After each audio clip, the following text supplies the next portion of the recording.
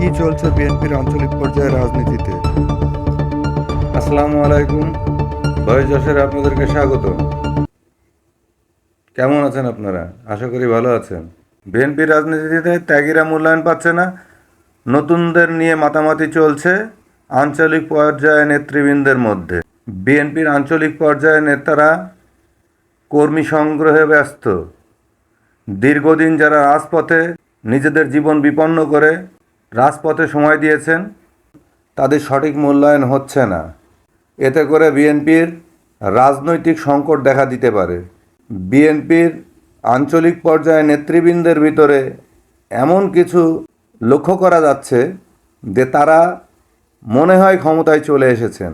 ত্যাগীদেরকে বাদ দিয়ে নতুনদের নিয়ে মাতামাতি চলছে বিএনপির রাজনীতিতে, বিশেষ করে আঞ্চলিক পর্যায়ে যারা নেতৃবৃন্দ আছেন তাদের ভিতরে এমনটাই লক্ষ্য করা গেছে বলে জানা যায়। বেশ কয়েকটি অঞ্চল থেকে বিএনপির কিছু নেতৃবৃন্দ যারা রাজপথে জীবন বিপন্ন করে রাজনীতির মাঠকে শক্ত করে রেখেছিলেন, তাদেরকে মূল্যায়ন করা হচ্ছে না।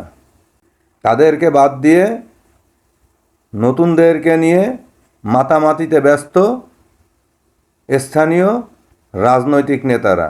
এমনটাই অভিযোগ করেছেন বিভিন্ন অঞ্চলের কিছু রাজনৈতিক কর্মী ও নেতৃবৃন্দ। জানা যায়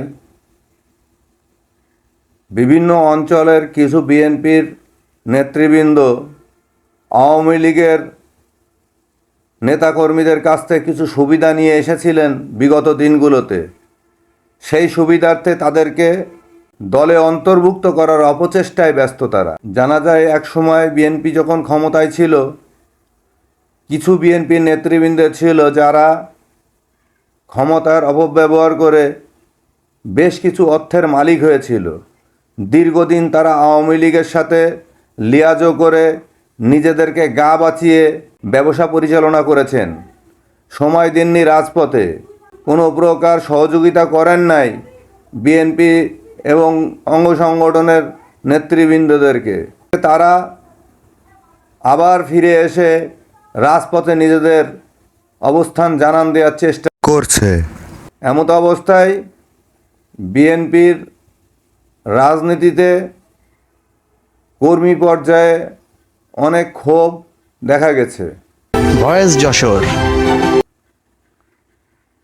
ভালো থাকবেন, সুস্থ থাকবেন। ভিডিওটি ভালো লাগলে শেয়ার করবেন। আসসালামু আলাইকুম। Voice Jessore, always in search of truth.